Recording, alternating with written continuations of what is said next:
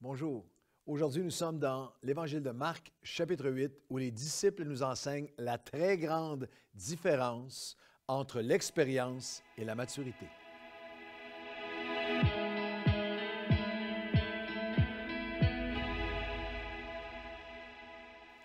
Bonjour à tous et bienvenue à votre café matinal. Nous sommes dans l'Évangile de Marc, le 8e chapitre. Bienvenue à vous tous. Saviez-vous, si vous joignez à nous pour une première fois ou juste quelques fois, vous avez pris un café matinal avec nous, quelques fois seulement, saviez-vous que nous sommes présentement dans un voyage extraordinaire, un pèlerinage extraordinaire ensemble dans la parole de Dieu, dans les évangiles, que nous bâtissons ensemble, nous vivons ensemble, nous bâtissons ensemble un dévotionnel en ligne qui est assez unique en francophonie. En effet, nous allons chapitre par chapitre et déjà, vous pouvez aller à travers notre page Facebook ou vous pouvez aller sur notre chaîne YouTube et vous allez trouver l'Évangile de Matthieu 1 à 28, un café matinal par chapitre et aussi Marc chapitre 1 à 7 qui est là et on va traverser les évangiles ensemble. Alors, il y a maintenant plusieurs milliers, joignez-vous à nous, plusieurs milliers de chrétiens à travers la francophonie, que ce soit sur notre chaîne YouTube, sur notre page Facebook, sur EMCI maintenant et aussi, bienvenue à tous ceux qui suivent les cafés matinaux sur On est ensemble. Et aujourd'hui, nous avons un moment qui est assez révélateur dans Marc chapitre 8 que j'ai intitulé « C'est les disciples qui nous donnent une leçon et nous apprennent à connaître la différence entre l'expérience et la maturité ». Nous avons tous déjà entendu le dicton « l'expérience est le meilleur enseignant » ou « l'expérience est le meilleur professeur ». Eh bien, j'aimerais vous dire que ce n'est pas vrai. Ça n'a jamais été vrai et ça ne sera jamais vrai. L'expression que l'expérience est le meilleur professeur n'a jamais été une réalité et ne le sera jamais. La maturité ne vient pas toujours avec l'expérience.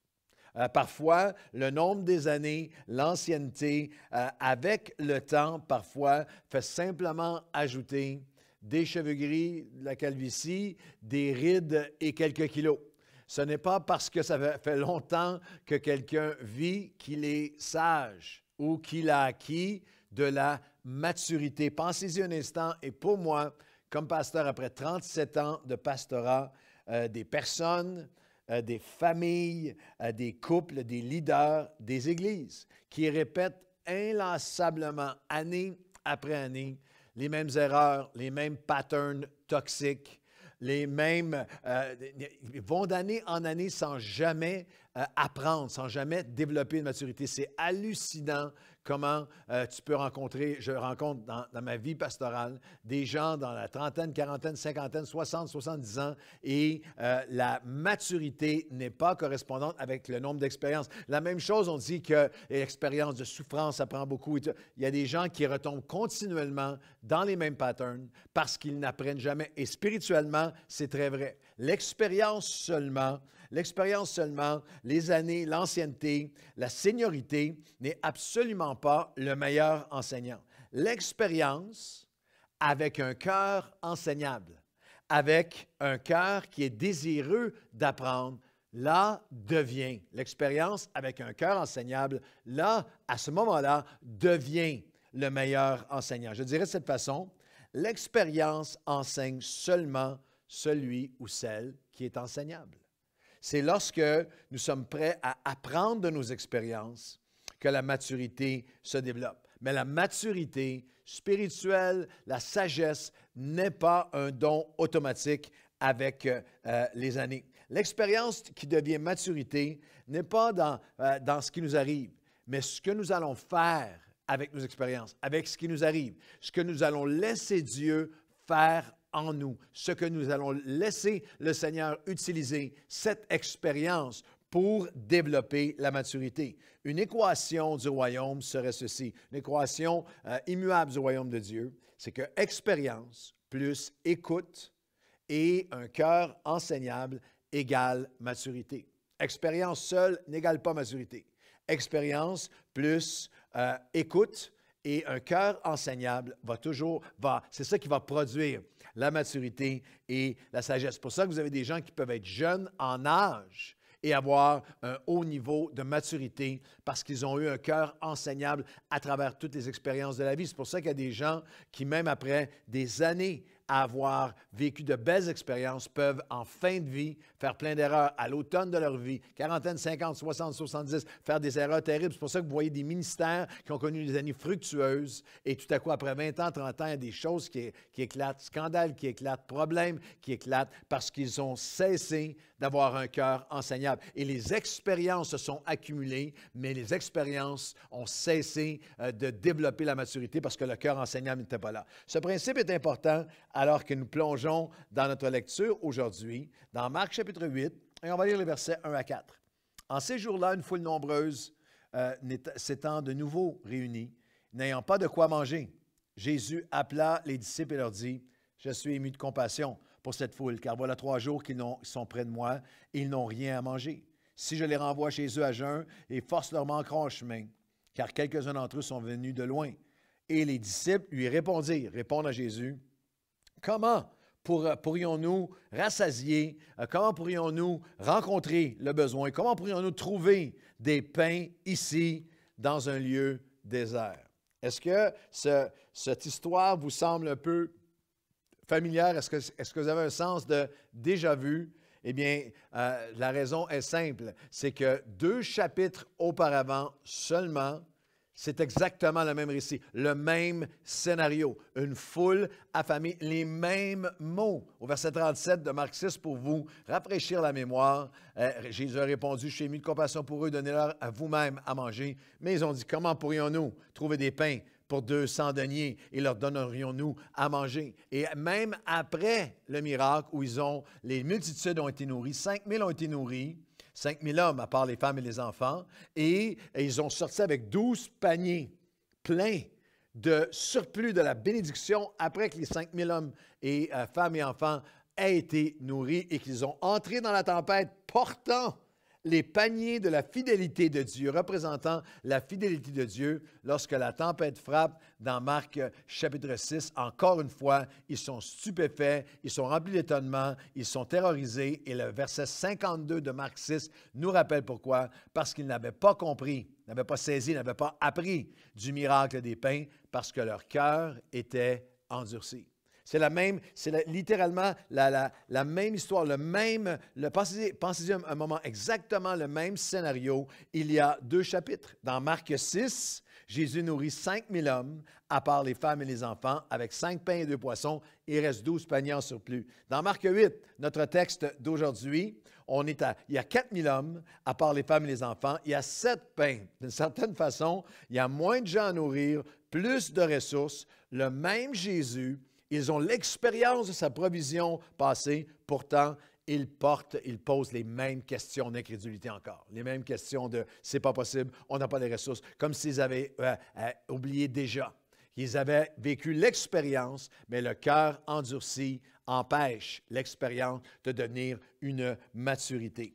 Savez-vous j'ai lu récemment qu'un des nettoyants les plus populaires aux États-Unis se nomme Formule 409. Les Américains s'en servent, c'est à la bourse, une des compagnies dans ce type d'industrie les mieux cotées. Et la Formule 409 fait des miracles c'est le nom, c'est un nettoyant absolument extraordinaire. Et le nom est un hommage, en fait, Formule 409, à la ténacité de 2 jeunes scientifiques de Détroit qui avaient cet objectif de créer le meilleur et le plus puissant nettoyant contre la graisse, les taches, les bactéries de la planète. Et d'expérience en expérience, sur plusieurs années, ils ont fait une formule, la formule 1 de leur nettoyant, la formule 2, d'expérience en expérience. Et ce n'est pas après la formule 100 ou la formule 200 ou la formule 300 qu'ils ont trouvé, qu'ils ont amené à maturité leur produit. C'est la 409e formule qui a produit la maturité du produit, d'où le nom. Ils ont décidé de le nommer Formule 409 et ça pose une question à toi et à moi. Quel est mon nom? Est-ce que moi, avec Dieu, est-ce que Dieu m'a donné le surnom de Formule 409. Ça prend combien de fois, combien d'expériences pour que j'ouvre mon cœur et que j'apprenne? Des expériences que je vis. Êtes-vous un Formule 409, 309, 209? Combien de fois est-ce que j'ai... Alors, quelques questions. Est-ce que j'ai un cœur enseignable ou endurci? Est-ce que j'ai un cœur fermé qui fait en sorte que je vis des expériences sans jamais vraiment grandir ou maturer? Est-ce que les mêmes patterns se développent? Je change d'endroit, je change de géographie, je change de groupe, je change d'emploi, je change d'église, je change de... Mais il y a les mêmes patterns qui... Ça m'arrive tout le temps à moi.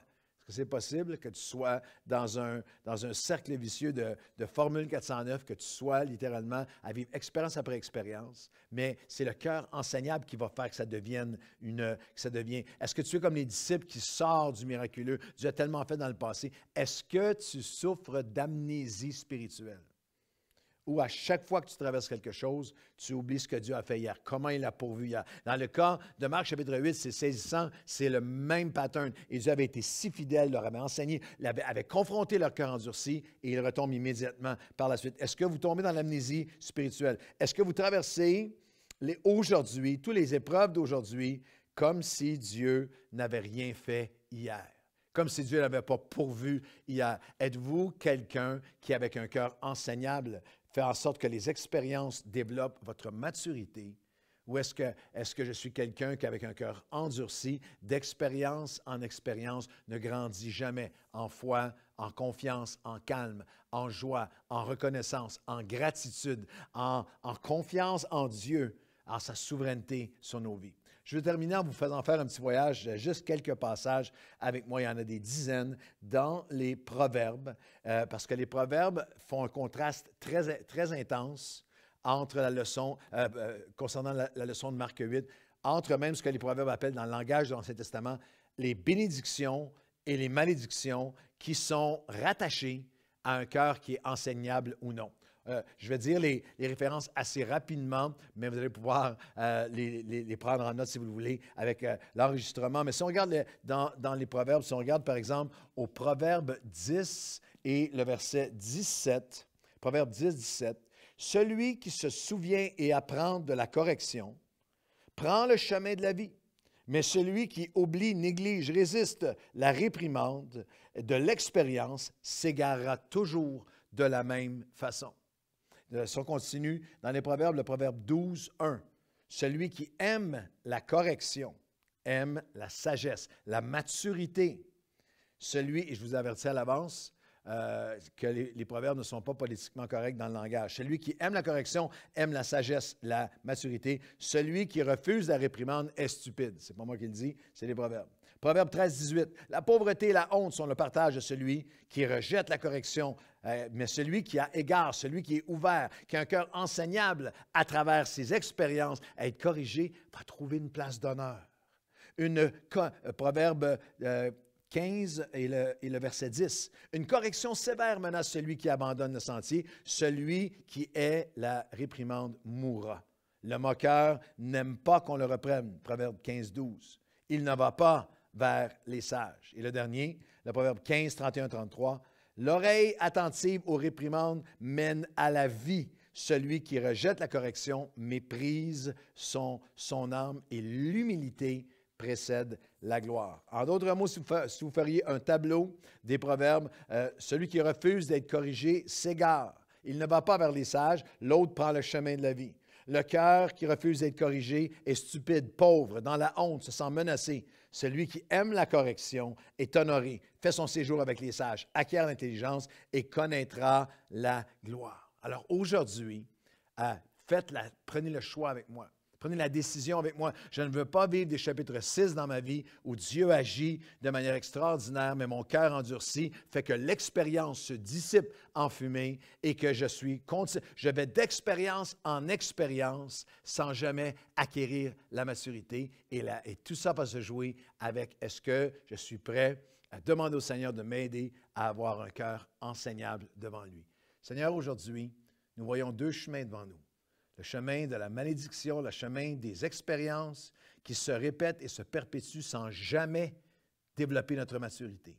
Nous sommes tous coupables d'avoir été dans nos vies dans un chapitre 6 de Marc où tu as pourvu, où tu nous as émerveillés par ta bonté, ta fidélité, où tu nous as sortis d'une situation où on se sentait sans ressources, à bout de ressources, pour se retrouver 2 chapitres plus loin, 2 mois plus loin, 2 années plus loin, 2 décennies plus loin dans notre vie, avec un combat qui se présente à nous et nos cœurs endurcis fait en sorte que nous oublions, nous négligeons, nous rejetons, nous faisons fi de toute la fidélité, toute l'œuvre, ta bonté, ta provision. Alors aujourd'hui, si mon cœur a été endurci, amène-moi dans un chemin, sonde-moi, ô Dieu, connais mon cœur, ramène-moi à un cœur enseignable, malléable, qui aime la correction, parce que alors que mon cœur est enseignable devant toi, chaque expérience peut devenir source de développement de ma maturité, de ma sagesse, et toutes choses alors concourront au bien de chacun d'entre nous qui aiment Dieu et sont appelés selon ses desseins. Seigneur, nous ne voulons pas juste vivre des expériences, nous voulons grandir en maturité. Au nom de Jésus, amen. Bonne journée à tous.